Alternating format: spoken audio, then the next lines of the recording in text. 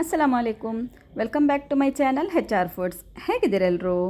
Sweet ತಿನ್ನಲಿಕ್ಕೆ ಮನಸ್ಸಾಯ್ತು ಅಂದರೆ ಒಂದು ಸಲ ಈ ರೀತಿ ಕೇಸರಿ ಬಾತ್ ಮಾಡ್ಕೊಂಡು ತಿನ್ನಿ. ಶೀರಾ ಅಂತ ಹೇಳ್ತಾರಲ್ವ ಅದೇ. ತುಂಬಾ ಈಸಿಯಾಗಿ ಮಾಡ್ಬೋದು, ಹಾಗೆಯೇ ತುಂಬಾ ಟೇಸ್ಟ್ ಮತ್ತು ಮನೆಯಲ್ಲಿದ್ದದೇ ವಸ್ತು. ಹಾಗಾದರೆ ಹೇಗೆ ಮಾಡೋದಂತ ನೋಡುವ ಬನ್ನಿ ಫ್ರೆಂಡ್ಸ್ ನನ್ನ ಕಿಚನಿಗೆ.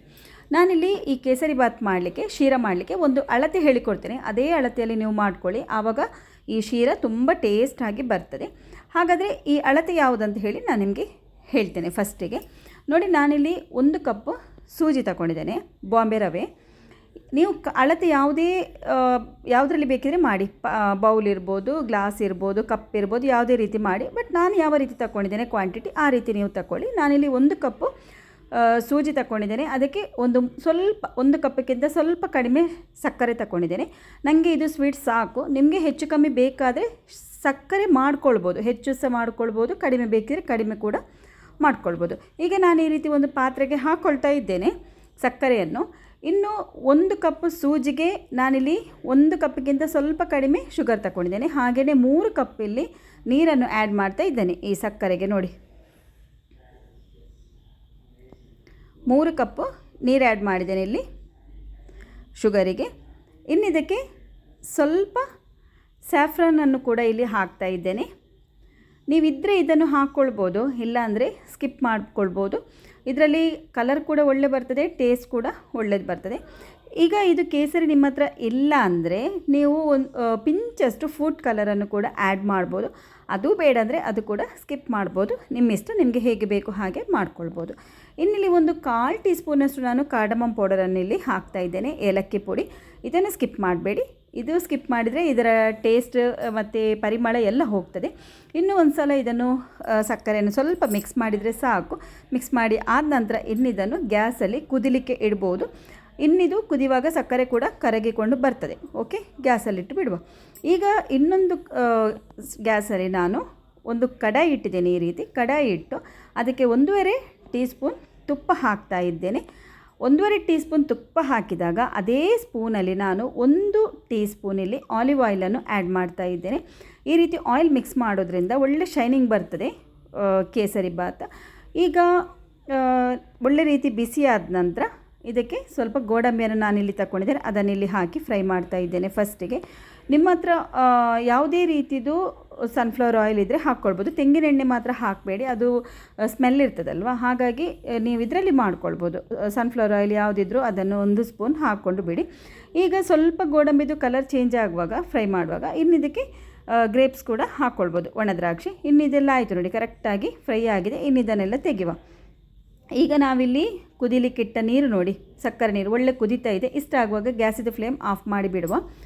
ಇನ್ನು ನಾವೀಗ ಇದೆಲ್ಲ ಫ್ರೈ ಮಾಡಿ ಇಟ್ಟು ಉಳಿದ ತುಪ್ಪ ಉಂಟಲ್ಲ, ಅದಕ್ಕೆ ಈ ಸೂಜಿಯನ್ನು ಹಾಕಿ ಒಳ್ಳೆ ರೀತಿಯಲ್ಲಿ ಫ್ರೈ ಮಾಡಿಕೊಳ್ಳುವ. ಇದು ಒಳ್ಳೆ ರೀತಿಯಲ್ಲಿ ಗಮ್ಮಂತ ಸ್ಮೆಲ್ ಬರಬೇಕು ಮತ್ತು ಸ್ವಲ್ಪ ಕಲರ್ ಚೇಂಜ್ ಆಗಬೇಕು. ಅಲ್ಲಿ ತನಕ ನಾವು ಇದನ್ನು ಫ್ರೈ ಮಾಡ್ಕೊಳ್ಬೇಕು. ಆದರೆ ಫ್ರೈ ಮಾಡುವಾಗ ಫ್ಲೇಮ್ ನಾವು ಲೋ ಇಟ್ಟೇ ಮಾಡ್ಕೊಳ್ಬೇಕು, ಹೈ ಮಾಡ್ಕೊಳ್ಳಿಕ್ಕೆ ಹೋಗಬೇಡಿ. ಈಗ ನೋಡಿ, ಕಲರ್ ಚೇಂಜ್ ಆಯಿತು, ನಿಮಗೆ ಅಂದಾಜಾಗ್ತಾ ಉಂಟಾ?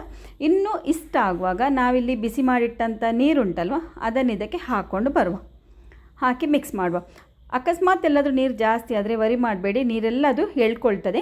ಅಥವಾ ಇನ್ನೂ ನೀರು ಜಾಸ್ತಿ ಆಯಿತು ನೀವು ಹಾಕಿದಂಥ ಇದ್ದರೆ, ಅಳತೆ ಮಾಡುವಾಗ ಹೆಚ್ಚು ಕಮ್ಮಿ ಆಯ್ತಂದರೆ ಎಲ್ಲ ನಾವು ಮಿಕ್ಸ್ ಮಾಡಿ ಆದ ನಂತರ ಗ್ಯಾಸ್ದು ಫ್ಲೇಮ್ ಆಫ್ ಮಾಡಿ ತಣ್ಣಗೆ ಆಗಲಿಕ್ಕೆ ಒಂದು 2 ನಿಮಿಷ ಬಿಟ್ಟರೆ ಒಳ್ಳೆ ರೀತಿಯಲ್ಲಿ ನೀರೆಲ್ಲ ಅದರದ್ದು ಸೋಕಾಗಿರ್ತದೆ. ಓಕೆ, ಈಗ ನೋಡಿ, ಚೆನ್ನಾಗಿ ಮಿಕ್ಸ್ ಮಾಡುವ, ಕೈ ಬಿಡಬಾರ್ದು. ಇದನ್ನು ನಾನಿಲ್ಲಿ ಮೀಡಿಯಮ್ ಫ್ಲೇಮಲ್ಲಿ ಮಾಡ್ತಾ ಇದ್ದೇನೆ. ಒಳ್ಳೆ ರೀತಿ ಕುದಿಯುವ ತನಕ ನಾವು ಇದನ್ನು ಮಿಕ್ಸ್ ಮಾಡ್ತಾ ಇರುವ.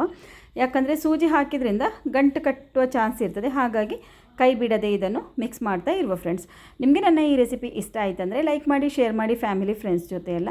ಹಾಗೆಯೇ ನನ್ನ ಚಾನಲ್ಗೆ ಹೊಸಬರಾಗಿದ್ದರೆ ಇನ್ನೂ ಕೂಡ ಸಬ್ಸ್ಕ್ರೈಬ್ ಮಾಡಿಲ್ಲ ಅಂದರೆ ಪ್ಲೀಸ್ ಸಬ್ಸ್ಕ್ರೈಬ್ ಮಾಡದೆ ಹೋಗಬೇಡಿ.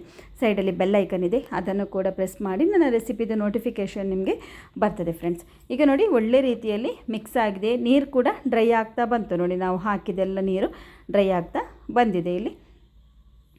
ಇನ್ನು ಇಷ್ಟ ಆಗುವಾಗ ಈ ಪಾಯಿಂಟಲ್ಲಿ ನಾವೀಗ ಫ್ರೈ ಮಾಡಿಟ್ಟಂಥ ನಟ್ಸ್ ಉಂಟಲ್ಲ, ಅದನ್ನು ಇದಕ್ಕೆ ಹಾಕ್ಕೊಂಡು ಬಿಡುವ.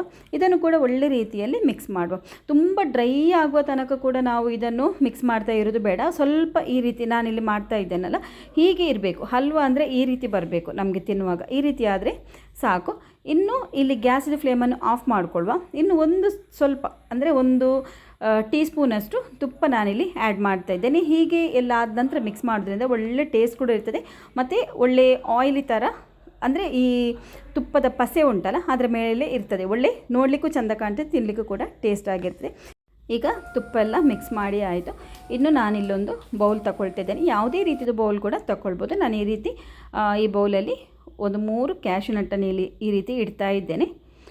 ಮತ್ತೆ ಕೂಡ ಇಡ್ಬೋದು, ಈಗ ಇಡಬೇಕಂತ ಏನಿಲ್ಲ, ಈ ರೀತಿ ನಾನು ಮಾಡಿದ ಹಾಗೆಯೇ. ಇನ್ನು ಈ ಶೀರಾ ಈ ಬೌಲಿಗೆ ಈ ರೀತಿ ಹಾಕ್ಕೊಳ್ಳುವ. ಓಕೆ, ಆಮೇಲೆ ಒಂದು ಪ್ಲೇಟಿಗೆ ಈ ರೀತಿ ಹಾಕಬೇಕು. ಒಳ್ಳೆ ರೀತಿಯಲ್ಲಿ ಬರ್ತದೆ. ನೋಡಿದ್ರಾ ಎಷ್ಟು ಬೇಗನೆ ಶೀರಾ ಕೂಡ ರೆಡಿ ಆಗ್ತದೆ. ಸ್ವೀಟ್ ತಿನ್ನಬೇಕಂತ ಮನಸ್ಸಿದ್ರೆ ಖಂಡಿತವಾಗಿ ಇದನ್ನೊಂದು ಸಲ ಮಾಡಿ ನೋಡಿ. ಮನೆಯಲ್ಲೇ ಇದ್ದ ವಸ್ತು, ಎಕ್ಸ್ಟ್ರಾ ಏನು ಹಾಕಬೇಕಂತ ಏನಿಲ್ಲ. ಮೇಲಿಂದ ಸ್ವಲ್ಪ ಕೇಸರಿಯನ್ನು ಕೂಡ ನಾನಿಲ್ಲಿ ಹಾಕ್ತಾಯಿದ್ದೇನೆ, ಸಾಫ್ರಾನ್. ಈಗ ನೋಡಿ, ವಾವ್ ಎಷ್ಟು ಚೆಂದ ಕಾಣ್ತಾವೆ ನೋಡಲಿಕ್ಕೆ, ಹಾಗೆಯೇ ತಿನ್ನಲಿಕ್ಕೆ ಕೂಡ ರುಚಿಯಾಗಿರ್ತದೆ. ಸೂಪರ್ ಟೇಸ್ಟ್ ಕೂಡ ಇರ್ತದೆ. ನಿಮಗೆ ಕೂಡ ಈ ರೀತಿ ಸ್ವೀಟ್ ತಿನ್ನಬೇಕಂತ ಮನಸ್ಸಾದರೆ ಒಂದು ಸಲ ಖಂಡಿತ ಟ್ರೈ ಮಾಡಿ ನೋಡಿ. ನಾನು ಇನ್ನೊಂದು ಹೊಸ ರೆಸಿಪಿಯೊಂದಿಗೆ ನಿಮ್ಮ ಜೊತೆ ಬರ್ತೇನೆ. ಅಲ್ಲಿ ತನಕ ಬಾಯ್ ಬಾಯ್, ಅಸ್ಸಲಾಮು ಅಲೈಕುಮ್.